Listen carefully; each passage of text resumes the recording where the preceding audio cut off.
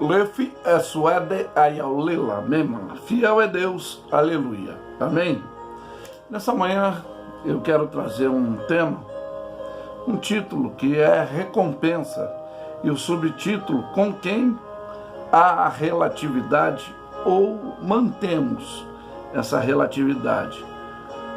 Porque eu já vou começar com uma introdução aqui de Tiago 4,15 e vai já nos repreender dessa postura arrogante que o ser humano tem e dentro de toda a situação, né?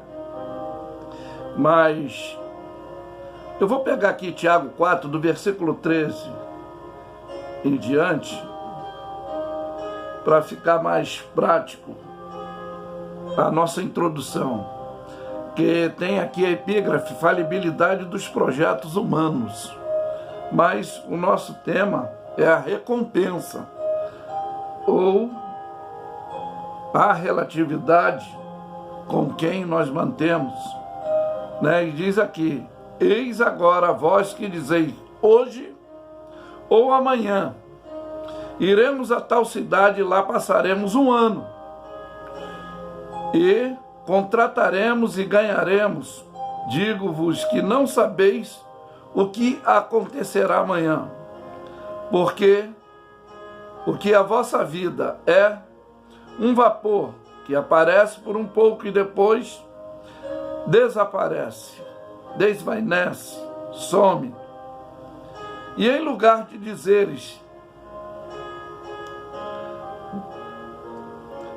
dizer ou falar,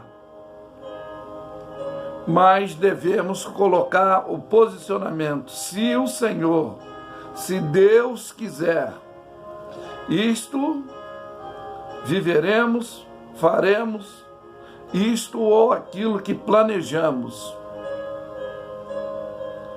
E diz para não nos gloriarmos na nossa presunção. Então aqui já nos repreende dizendo que toda glória tal como essa situação de antecipar, de achar que podemos, devemos, temos condições de fazer, essa atitude é maligna. Depois, se você quiser examinar, essa introdução é Tiago 4, do versículo 13, tá? Ao versículo 16. Mas, para termos um maior entendimento, por que disso? João 15 já nos informa mais declaradamente e expressando do porquê disso. Jesus vai dizer aqui: eu sou a videira e meu pai é o lavrador, e toda vara que em mim não dá fruto, atira, ou seja, corta, arranca, e a vara que em mim dá fruto, limpa, né? Essa vara para que ela continue dando mais frutos, né? E ele fala: vós está limpo pela minha palavra, pela minha orientação que eu tenho ensinado, tenho falado. Estais em mim, eu em vós. Como a vara de si mesmo não pode dar fruto, tem a dependência, né? Se não estiver na videira, assim também vós, se não tiverdes em mim. E ele diz aqui que é a manutenção, né? A sustentabilidade. Eu sou a videira e vós a vara. Quem está em mim, eu nele, esse dá muito fruto, porque sem mim nada podereis fazer. Ou seja, temos a dependência e a necessidade dele, sim. Por que disso? Não que sejamos incapacitados, inabilitados, mas é o dever nosso de sempre entender que no livro de Mateus o Senhor diz que deixa o dia de amanhã, cuidará de si, o mal cuidará do próprio mal. porque nós não sabemos. A filosofia temporária diz que 2 dias não existem em nossas vidas, que é o de ontem e será o de amanhã, que são passados e futuro. Nós vivemos o presente. Então deixo bem nítido isso. E também acerca dessa vigilância, acerca dessa koinonia, nós temos que ter essa relatividade de colocar Deus em toda a administração do que temos que fazer, né? A atitude que temos que tomar nas nossas vidas, porque não podemos de nós mesmos tomarmos atitudes precipitadas ou planejarmos, que projeto de homem falha, mas projeto de Deus em nossas vidas se cumpre. Então temos uma outra epígrafe aqui que vai nos informar nitidamente desse acontecimento que é a parábola do rico insensato, a insensatez, que é essa condição de presunção precipitatória, sem a orientação ou sem a koinonia com o nosso Deus. Mesmo tendo a koinonia com o nosso Deus, nós não sabemos o nosso tempo determinado, só que devemos estar preparados. Não sei se você me entende. A questão começou com um da multidão chegando, dizendo que era para o seu irmão repartir a herança e queria que o Senhor Jesus fosse aquele repartidor. Chegaram a ele, esse da multidão, dizendo: mestre, diz ao meu irmão que reparta comigo a sua herança. Mas ele disse: homem, quem me pôs a mim por juiz ou repartidor entre vós? E aí ele vai falar dessa preocupação que é paliativa de coisas momentâneas e efêmeras, que aqui fica tudo e nós não levamos nada. E ele disse: acautelai-vos vós da avareza, porque a vida de qualquer não consiste na abundância do que possui. E propôs-lhe uma parábola dizendo: a herdade de um homem rico tinha produzido com abundância e arrazoava, ou seja, argumentava, questionava, fazia conjugação, né? Entre si, dizendo: que farei? Não tenho aonde recolher os meus frutos. E farei isso, derribarei os meus celeiros. É a presunção dele. E edificarei outros maiores e recolherei todas as minhas novidades dos meus bens. E direi à minha alma: tens em depósito muitos bens para muitos anos, descansa, come, bebe, folga-te. Mas Deus disse: louco, esta noite te pedirão a tua alma, e o que tens preparado para quem será? Aí aqui não vai dizer que nós não temos condições de manter, ou de ter, ou de conquistar algum bem material, mas a repreensão é essa. E assim é aquele que para si ajunta tesouro, não é rico para com Deus, porque fica estagnado ali e se esquece que o homem, quando está dentro dessa condição, ele não procura fazer o bem ao próximo, conforme diz aqui, ele vira egoísta, que nós somos, nós entre aspas, né? Eu falo no sentido de ações, de atitude, arrogante, interesseiros, muitas das vezes desonesto, para adquirir, para usufruir, para querer mais. Mas Gálatas, no capítulo aqui de número 6, repreende também dizendo acerca de tudo isso, que não erreis, que Deus não se deixa se escarnecer. Tudo que o homem semear, isso também se fará.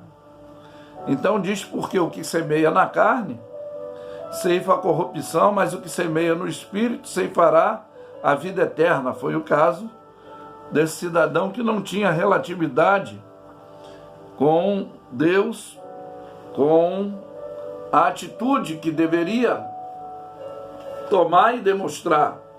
Mateus 4,4 diz que nem só de pão viverá o homem, mas de toda a palavra de Deus, que a palavra de Deus é um manual de regra, fé, prática e conduta, e uma preparação futura de uma coinonia eterna com Deus. Que, conforme eu já citei, e nós vemos pelos textos relacionados, que tudo aqui é passageiro desse mundo, nós não levamos nada. Por isso que em Mateus 6,33 diz, buscar em primeiro lugar o reino de Deus, o reino do céu e a sua justiça, e as demais coisas vos serão acrescentadas. Aí vai haver um equilíbrio, uma relatividade com Deus. É o que nós temos que ter, relatividade com Deus. Segundo lugar, uma relatividade com o próximo, porque aquele que pode fazer o bem não faz, peca, né? O terceiro ponto que nós podemos destacar também, não é que não devemos manter relatividade com os bens materiais. Lógico, você conquistou, você tem que fazer manutenção, preservar, mas a priorização de estabilidade para essa recompensa terrena e espiritual tem que ser essa coinonia com Deus. Por quê? Relativamos com Deus para dar tudo certo, ou seja, no que vamos fazer, isso é, com aquilo que pretendemos fazer, com equilíbrio e não com emoção. Foi a atitude precipitatória desse cidadão rico: destruirei os meus celeiros e edificarei outros maiores, e agregarei todos os bens, e direi à minha alma, folga-te, bebe, tens em depósito por muitos longos anos de vida. E a gente não sabe, a vida é passageira, né? A relatividade com o próximo, conforme eu falei, que aquele que pode fazer o bem não faz, peca, porque é o ponto que eu já citei. Nós somos, não estou qualificando todos, mas somos soberbos, egoístas, mesquinhos, arrogantes às vezes, porque deste mundo, conforme já falamos e estamos frisando, que é o ponto básico da nossa mensagem, nós não levamos nada, a vida é passageira. O próprio autor de riqueza, de sabedoria, que depois da velhice faltou essa relatividade com Deus, e ele diz que o dever de todo homem é temer a Deus e guardar os seus mandamentos, porque ele há de trazer a juízo quer toda obra boa, quer toda obra má, tá? E essa relatividade com os bens materiais, parece que nenhum, ainda que a filosofia egípcia era de ser enterrado com os bens, para que futuramente eles desfrutavam, Hebreus 9:27 diz que após a morte segue-se o juízo, e bens material não levamos nada, tá? Não levamos, e se deixamos para quem amamos, ou se declaramos que depois serão nossos futuros herdeiros, talvez eles não vão valorizar, vão desperdiçar, não vão fazer manutenção para dar continuidade, né? E eu quero deixar bem enfático que em 1 Coríntios, também 6:20, vai falar bem nítido, porque foste comprado por um bom preço, né? E temos que glorificar a Deus. Temos que glorificar a Deus em nossos corpos, em nosso espírito, os quais pertencem a ele. Como em 1 de Pedro também ela nos informa, capítulo 1 de Pedro 1, 18 e 19, que vai nos afirmar que sabemos que não foi com coisas corruptíveis, né?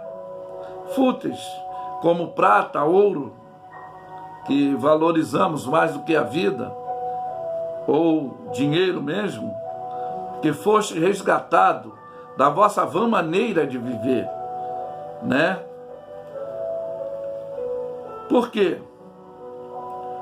Por tradição recebeste dos pais, mas com o precioso sangue de Cristo, que é o Cordeiro Imaculado, né? O Cordeiro Imaculado, incontaminado, ou seja, tinha um processo de ofertas judaica e eles pararam de seguir a regra e a prática e depois começaram a oferecer qualquer coisa a Deus. E quando fala dessa oferta com que fomos comprados, com o Cordeiro Imaculado, que não tem pecado, que não tinha mancha, que não tinha nenhuma corruptividade, não sofreu nenhuma contaminação, e ainda ele levou os nossos pecados. Mas que fique essa orientação, não que não devemos ter bens materiais, coisas para a manutenção da nossa vida cotidiana, da nossa família. O que eu quero relacionar com esse fechamento? Um outro ponto esclarecedor. Projeto de homens, eles são falíveis, mas projeto de Deus na sua vida se cumpre. Por isso é que devemos manter a coinonia, a relatividade com Deus. E aí é que vem a recompensa, né? O que semeia na carne, ela colhe a corruptividade, mas o que semeia no Espírito, ceifará a vida eterna. Então, a recompensa de quem mantém a relatividade com Deus e mantém é uma projeção futura. Que Deus os abençoe. Eu afirmo que Luffy é suede ayalela mesma. Fiel é Deus. Aleluia. Amém. Tenham todos um bom dia. Ficam na paz. Glória a Deus.